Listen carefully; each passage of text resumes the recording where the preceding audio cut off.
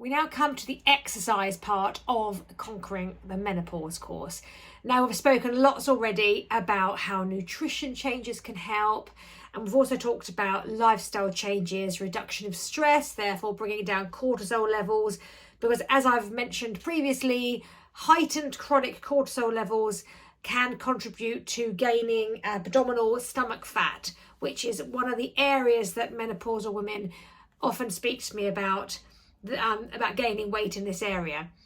So we haven't yet talked about exercise. Now, I'm very excited to tell you that recent research has uncovered 3 key areas of exercise that menopausal women should embark on in order to stay lean, have a good amount of muscle to keep strong, not just for, functional strength. I'm also talking about joint stability. So if you're prone to arthritis, strength work is going to help you as well. But also maintain good bones, good quality bones. Exercise is key for that. As I've mentioned previously, lots of endurance sports like cycling, swimming, they definitely are not great for bones. There's no impact on the body. So therefore, it's not going to be helping to create and generate new bones. Running helps to a degree, but not as much as what I'm going to talk about today. So there's 3 key areas that we need to include in our regimes to be all the things I've just mentioned. Okay, these are HIIT training, which stands for high intensity interval training, heavy resistance training, i.e. weightlifting, and plyometric work, put here power training, so essentially jumping around. So all of these help to decrease visceral abdominal fat, i.e. stomach fat, increase insulin sensitivity, therefore be able to tolerate carbs better and not become insulin resistant, which is what happens with type 2 diabetes, increase lean mass, i.e. gain more muscle, improve body composition, which means reduce fat, increase muscle, increase our bone density, improves brain cognition and focus, and improves our mood. All of those things are great, right? So why would we not embark in strength training in all those capacities to gain all those positive effects? So now let's break all of these down now into more detail. So HIIT, high intensity interval training. So what is that? Okay, here is the actual description of what HIIT is. It is alternating short bursts of maximum intensity aerobic exercise with short, less intense recovery periods until too exhausted to continue. Now, I've seen HIIT sessions on YouTube that aren't really HIIT sessions. They're just cardio sessions because they're not hard enough. If you see your gym advertise a HIIT session that you've been to and you've not got that out of breath, it wasn't a HIIT session. HIIT sessions should feel really hard and they should be quite short. So maximum session time should be 30 minutes. Obviously build up to this. So if your gym is advertising an hour's HIIT session, that is not HIIT, because nobody can or should maintain that high intensity for an hour. It's suicidal, okay? 30 minutes maximum. To give you an idea, when I go to the gym and do a HIIT session as part of my workout, my HIIT is usually 20 minutes maximum. I very rarely do 30. 20, and I go flat out to get a really high heart rate, and that's what you're after. The higher the heart rate, the better. Not a long workout that gets your heart rate moderately high. Okay, intervals should be between 20 and 90 seconds long, no longer, and 90 to 100% max effort with 1 minute maximum rests. So common examples are here the Tabata, which is 20 seconds on flat out exercise, 10 seconds off as a rest. That's often done 8 times through traditionally. So just roughly 4 minutes of exercise per set. You have a minute or 2 rest and you do that again 2 more times. That's the really effective short workout. An example of what you could do for that is you could simply do, if you wanted to do, sprinting on the spot, 20 seconds, rest 10 seconds, repeat 8 times, minute rest, times by 3 sets. A bit boring, not very inventive, but that's as simple as it need be. And the exercise you do to raise your heart rate is totally dependent on your fitness level. So for me, because I'm quite fit because of my job, for me to get my heart rate really high, I have to do lunatic things like burpees and really high intensity things. But if you're quite new to exercise, it might just be some squats for 20 seconds. That might really get your heart rate up. So whatever is relevant to you personally. Another example here that I've put, which you'll see quite often on YouTube videos and on online workouts, is the Supramax sprint sets, which are traditionally 30 seconds on, 15 seconds off. If you're, again, a newbie to exercise, longer rests. Don't forget, I've already said with HIIT, you can rest for up to a minute. That's absolutely fine.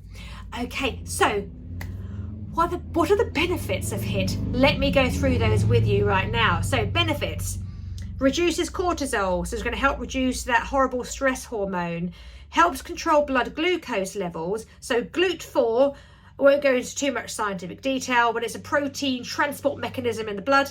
It opens up the muscle cells for more glucose to enter, i.e. we're going to burn more sugar without the need for insulin. Triggers body to store glucose versus leaving it in the blood, much of what I've just said above. Trains body to handle inflammation better, and iron is better absorbed. Improved blood vessel function, less hot flushes, and that will hopefully carry through to less night sweats as well. And greater growth hormone response, so increases free testosterone, decreases estrogen, and counters cortisol. So what is there not to love about HIIT, apart from getting sweaty and out of breath? HIIT is the one thing that I really find helps with me with all manner of symptoms, but it kind of gets me super fit, super fast. So if we're looking to get fit, adding in HIIT into your routine is going to be more beneficial, or as beneficial, should I say, as just going out 3 times a week and doing a steady cycle or a steady swim or a steady run. So adding in a bit of HIIT will complement that steady stuff and get you fitter faster. Okay, right, next. I'm now going to talk about plyometric and power training. This is one area of exercise that as adults we just stop doing after we leave school unless we take part in certain sports. It's really, really essential for bone health and density. So multi-directional bounding, jumping, and it doesn't have to be complicated. Okay, so what is it? Explosive multi-directional jump training. Examples are hopping, squat jumping, getting onto a box or a ledge and jumping off and landing 2-footed, jumping from side to side, burpees. All examples of plyometric jump training. Okay, so why do we need to do this? It will increase our explosive power and speed. It improves muscle quality, and it maintains and improves mitochondrial function, and that is the oxygen carrying element in our blood, and improves transportation of glucose into muscle cells, a bit like I mentioned earlier with regards to HIIT training. And as you see here, I put, if you don't have power now, you still can get it. Absolutely correct. You don't have to have been doing this your whole life to benefit from doing it now. Now, when we are going through menopause, we're losing estrogen gradually. And as I've said previously, when that happens, we lose muscle mass. Now, in order to be fast still, often I coach runners who say, oh, I've suddenly lost my speed, or people who are just like people who like go to the gym or just working out say, I've really lost my strength. That's because we have lost muscle mass. Now, in order to be strong, you need to combine lifting heavy and jumping, and those two together create power. Okay, right, let's now talk about resistance training, i.e. weight training. It's my favourite thing to do in the gym. by far. When I was younger, it was all about running. But now I see that running doesn't really give me these body benefits that I want. I don't get the shape I want from running. Weight training, I do. My back used to be dodgy. It's now happy. Used to be a bit temperamental. Strength training has really helped make me far more robust. I can do far more things in the house, like decorating, gardening, without any problems. Whereas going back 10 years ago, when I was thinner, faster at running, riddled with back issues and aches and pains, not anymore. Okay, so hope that's motivating for you all. Okay, so I've got this little table here that says, right, strength. What does strength mean? Strength is the maximum force a muscle can produce in a single effort, irrespective of time. So I've put under here hypertrophy, in brackets 10 to 12 reps, and then that means an increase in muscle fibre diameter. And then I've put on the right hand side, focus should be on strength, as this is what we lose the most in menopause. So let me just explain that in a bit more in layman's terms. So when we lift heavy weights, there's two ways we can do it.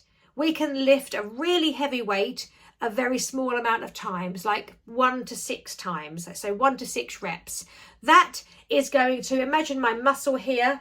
So my muscle, if I lift a heavy weight a small number of times till I get exhausted by doing it, as in my muscle hits threshold and can't lift anymore, what that kind of strength training is doing is recruiting loads and loads of nerves to stimulate and get that muscle working. So it kind of just makes the muscle have more motor neuron recruitment, if that makes sense. Whereas if I lift a lighter weight, 10 to 12 reps before I hit my threshold, I will actually grow muscle fibre lifting in that rep range. So it's really important to kind of do a bit of both. So you're going to get more lean muscle tissue, but also you're going to lift really heavy stuff so you can actually get a lot stronger. So the two together work really, really well. But ultimately, in menopause, our focus should be on strength, as I mentioned in that table, because that's the thing that we will lose.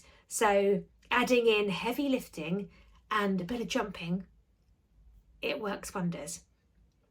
Okay, so benefits of resistance training. It benefits everyone who does it. Increased strength and power production, increased metabolism. So muscle is an active tissue. The more muscle we have, the more calories our body burns at rest. So when I am much more muscly, like I'm more muscly now than I was a year ago, I am burning more calories sitting on my bum today than I was a year ago, irrespective of what I've done today. That's exciting, right? Okay, increased joint strength and stability, improved bone mineral density, and improved immunological status. So strength training really helps our immune system, amazingly. As I've mentioned previously, in menopause, our immune system can get a bit fed up and a bit tired because of fluctuating hormones and lowering estrogen levels. So again, another reason why exercise is really important. It's no surprise that the fitter we are, the less ill we get. It's not rocket science. When I'm really fit, very rarely poorly. When I get really poorly, it's generally because I've been overworking and got run down, or I've not been working out. When I've got that balance right, I'm okay. Okay, some more reasons for resistance training. Okay, specific benefits for peri and post menopause. So neuromuscular speed and strength of muscle contractions is improved. Cardiovascular, so heart health, improves vasodilation and constriction, so better blood pressure control, less head rushes, and also what goes with that is less hot flashes, like I mentioned with the HIIT training as well. So again, resistance training is also good for reducing hot flashes. Body composition, so stimulates lean mass development, i.e. muscle. It decreases visceral fat and total body fat, much more than slow aerobic workouts. So if you're looking to reduce fat, ditch the really slow, steady cardio workouts that you've been doing for your whole life, which so many women do, and we've just been taught the wrong stuff, ladies.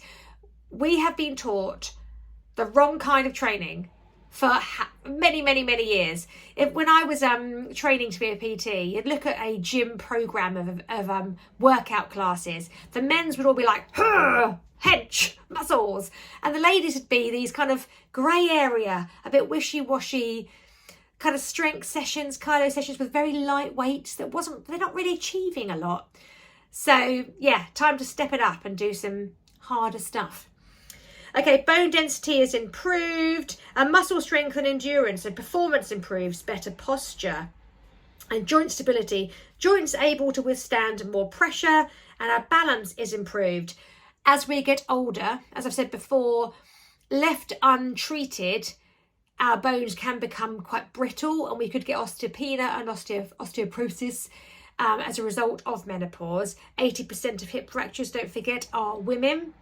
And therefore, resistance training is going to help improve these bones, but also improve balance, as I just mentioned. A lot of falls happen because as we get older, we get weaker and we don't do things that help balance. Balance is so important, so mustn't neglect it. A little tip for balance. If you're not very good at balance, start off simple. Brush your teeth in the morning, standing on one leg, and in the evening, on the other. Works a treat. When I broke my leg, I did that as a rule of thumb. I just stood when I was able to weight bear again, my leg was so weak and I'd lost all my balance in it and my muscles are wasted.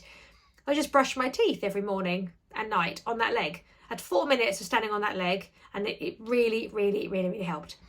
Anyway, I digress.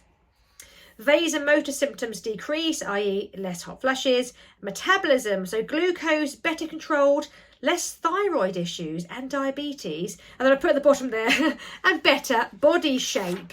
I mean, we all don't mind improving our body shape, do we? I am heavier now than I was at Christmas. However, I am slimmer, but I've got more muscle. I know what I'd rather. So don't worry about the scales sometimes going up, because it doesn't mean a thing. What matters is your dimensions. What do your genes feel like? So when you gain more muscle, so a pound of fat is like this big, and a pound of muscle is about this big. It's much more compact and denser. So don't always listen to those scales. Go by how your clothes feel, and look in the mirror. It's far more relevant. Okay, areas to watch out for. Pelvic floor. So muscles can be quite weak after childbirth and things. So muscles weaken in line with other muscles. So as well as having issues if you've had children, childbirth, we can lose muscle in our pelvic floor, just like we can in the rest of our body due to declining estrogen. So if you've noticed that you're having slight, perhaps stress incontinence, that could be why. So some pelvic floor work is going to be really integral. So seek help from a physio and always include pelvic floor work in your regime. Really important. If you need any help finding a pelvic floor physio, please reach out. I do know of some that are local to me that are apparently very good. So yeah, reach out to me. Another area I put here is joint pain. Inflammation caused by estrogen dominance and decreased strength. So focus on mobility and functional training warm-ups. When I say mobility, that means how much movement the joints have versus how flexible the muscles are. So mobility is more joints, flexibility is how long the muscles are, okay? So it's important to focus on mobility as well as flexibility. You can be flexible but immobile. And I put here functional training warm-ups. So when I say functional training, a bicep curl is not functional training, because in everyday life we don't walk around picking up things like this. In everyday life we might pick something up off the floor and put it on a shelf.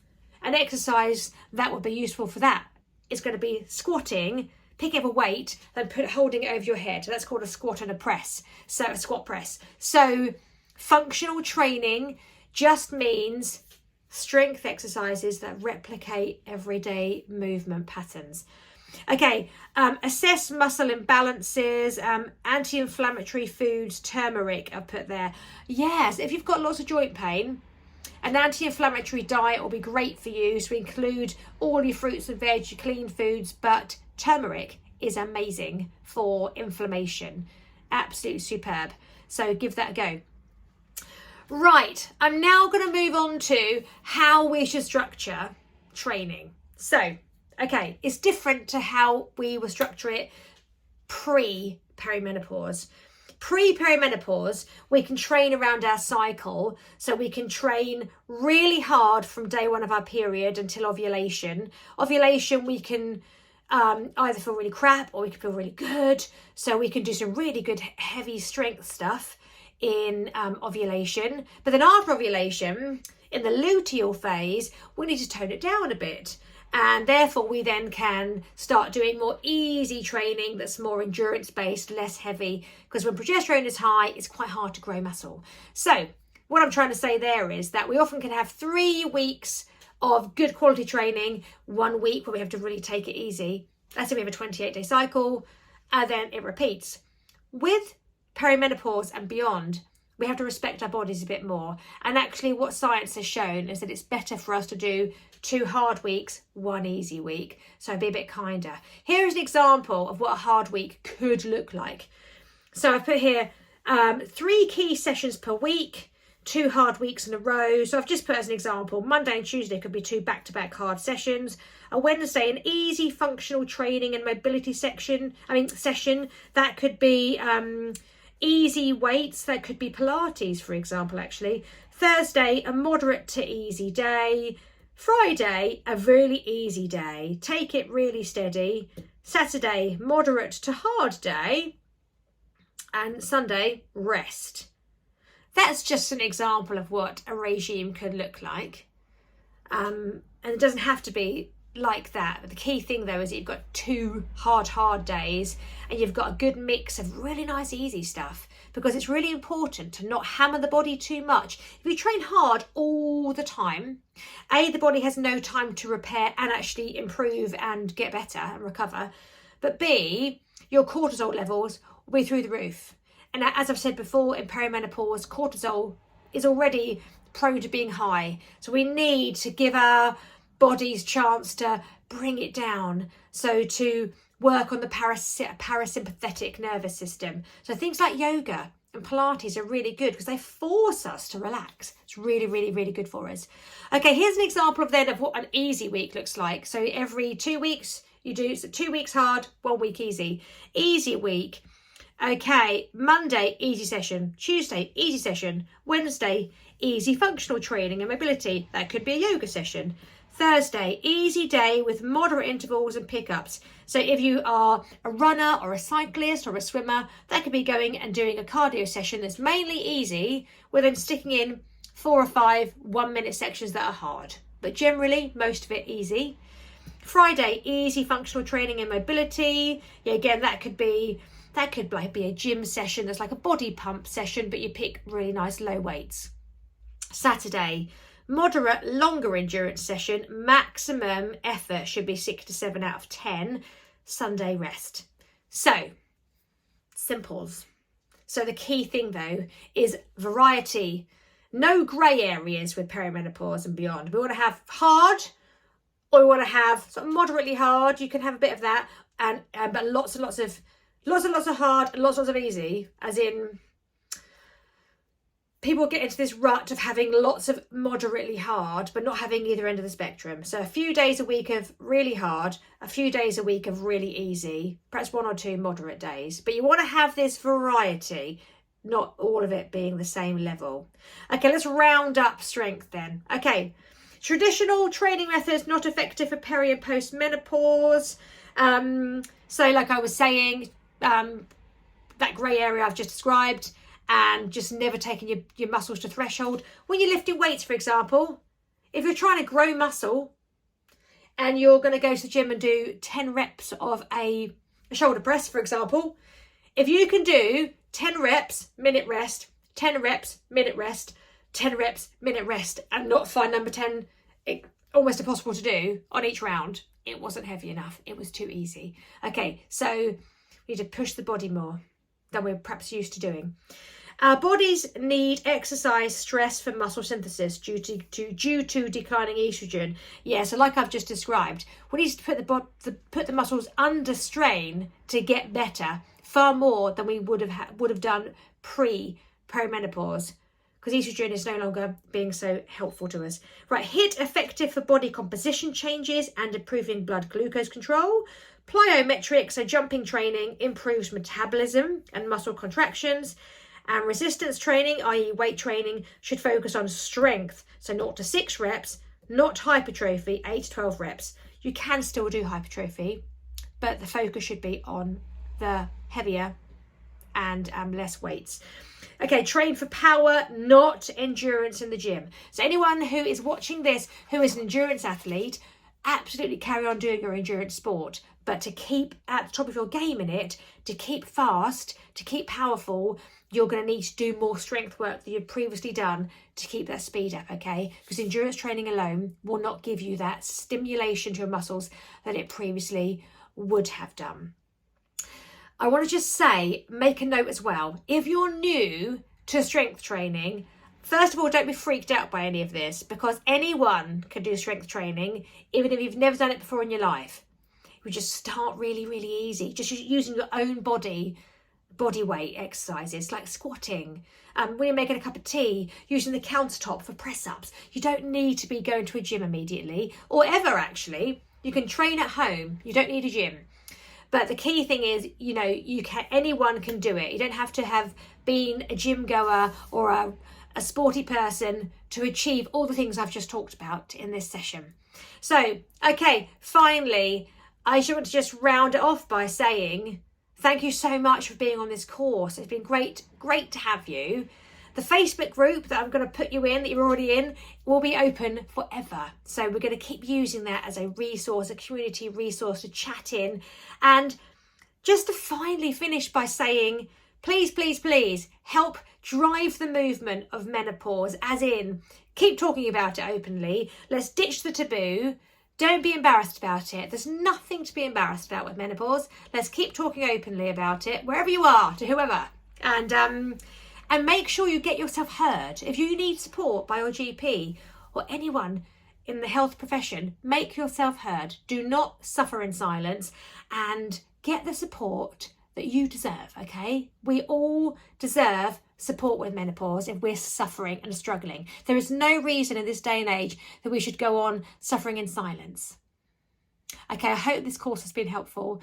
You've taken away lots of useful key points, and please reach out to me if you need any help with any area of what we've talked about on the course, and I'll be more than happy to help you out.